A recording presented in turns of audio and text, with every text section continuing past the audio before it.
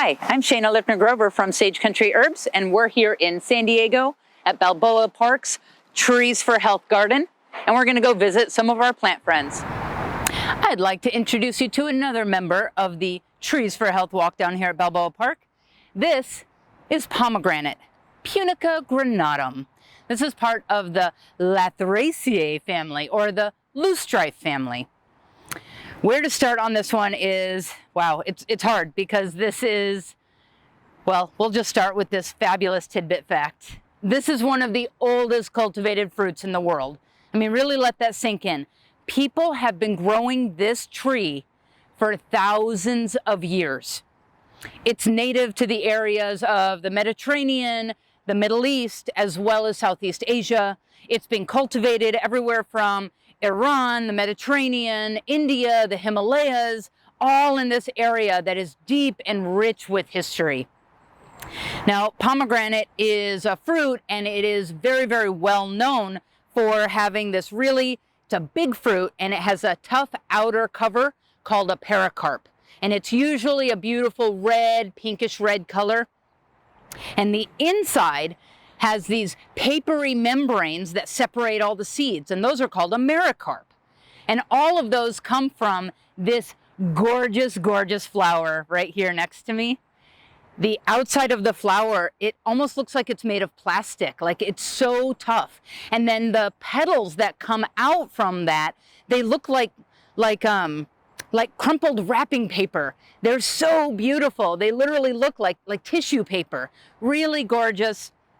And the flowers stick around for a long time.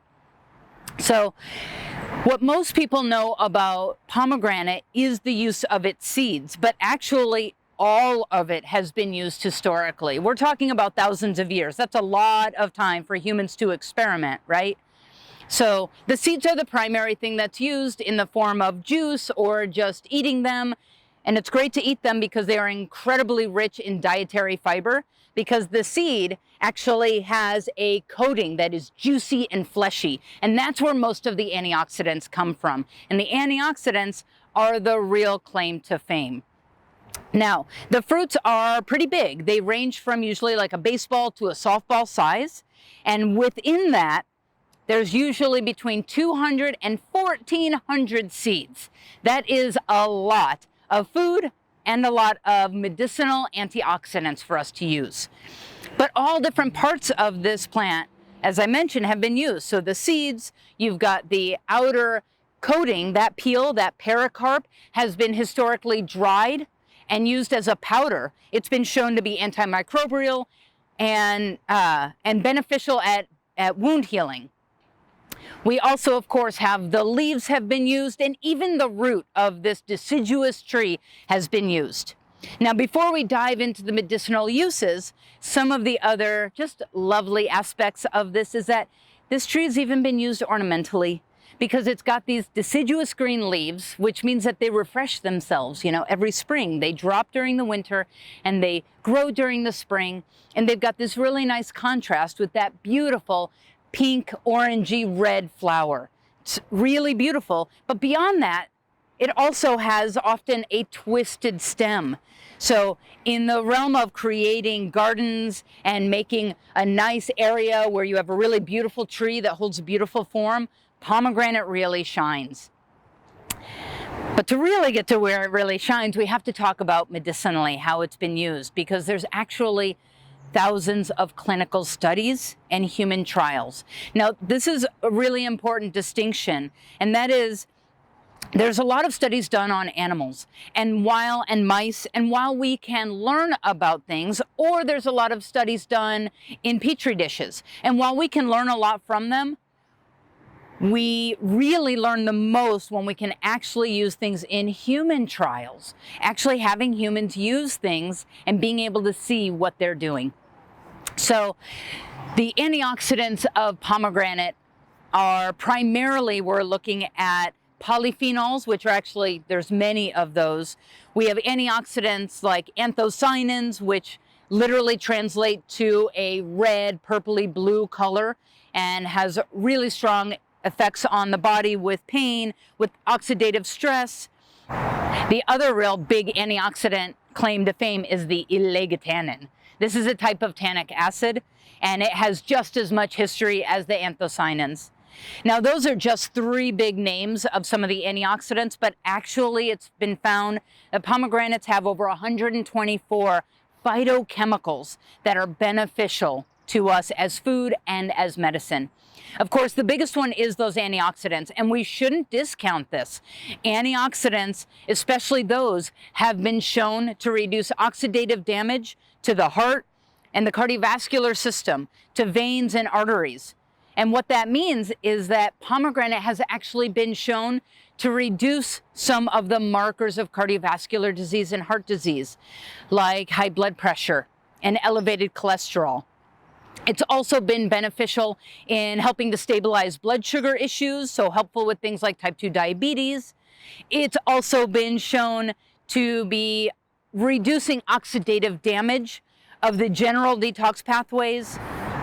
These antioxidants have been shown to benefit inflammatory conditions like arthritis and rheumatoid arthritis, as well as many other inflammatory issues in the body. They've been found to have anti-carcinogenic activity, which is really big because we live in a world where we are exposed to carcinogens all the time, in the form of pollution, in the form of smoke, in the form of charred meats, all different ways that we are exposed to carcinogens. So on a daily basis, the foods that we eat and our daily choices make a big difference as to how detrimental these carcinogens are going to be.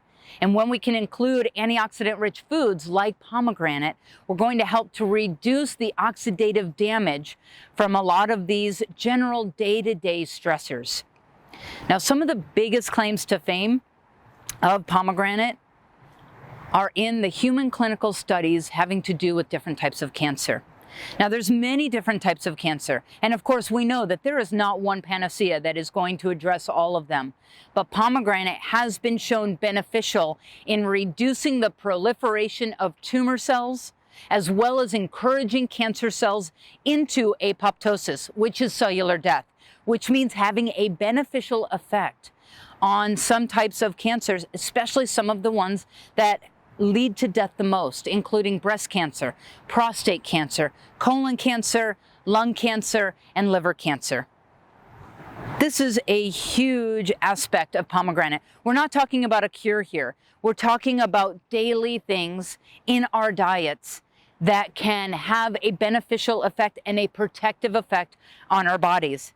And let's face it, if we can make food into our medicine by making good choices every day, then we can be having a beneficial effect on our entire lives. Of course, the best way to be able to make food be our medicine is to have really tasty food. And pomegranate shines because pomegranate has this juicy flesh around each seed that we can press for the juice, and that juice has been fermented and been shown very medicinally active in its fermented form, but even just being concentrated. And you've probably had pomegranate juice in its concentrated form, even if you don't realize it. I know I have.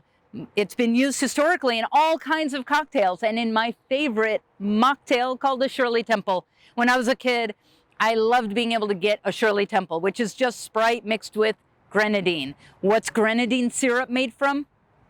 Pomegranate juice, concentrated. Of course, if you know that deep, rich color of grenadine syrup, you also know that it is vibrantly beautiful. And that's another area that pomegranate has shown, because its color, not just for those medicinal antioxidants, but its color also has been used traditionally in dyeing of textiles and fabrics. That color adds a beautiful pop as a garnish to things like baba ganoush, as well as the seeds have a lovely sweet and tangy flavor that blends well with savory dishes as well as sweet dishes. So there is so many different ways to use it. All aspects of the tree have actually been used historically. The flower, the fruit, the juice, the peel, the leaf, even the root has been used to benefit for humanity. Now, of course, the beautiful thing about a benefit to humanity is that when a plant historically is beneficial to us, we benefit it by cultivating it. We plant it all over. And pomegranate is actually grown all over the world now in different Mediterranean environments. It's a very drought resistant and drought tolerant plant, so it can grow in a wide variety of environments. The seeds have even been used as a spice called anardana. Take the seeds, dry them out completely, and then grind them into a powder, used as a spice. There are so many different things to do with pomegranate. We can't possibly cover all of them, but they really are wonderful to look into the value. And most of the time, the best time to eat foods that come from plants is when they are seasonally appropriate. And pomegranates are one of our favorite fall time fruits. And it's a beautiful thing because fall time, we often get a lot of these fruits that are really bright in color. You know, those winter squashes and sweet potatoes with their orangey flesh. And pomegranates blend really well with that nice, vibrant, dark red color. Really beautiful, really tasty. So many wonderful things that you can do with them. So I encourage you to check them out at your local grocery store in the fall time. And if you're in San Diego, come on down to the Trees for Health, take the walk, and check out these beautiful growing fruits down here.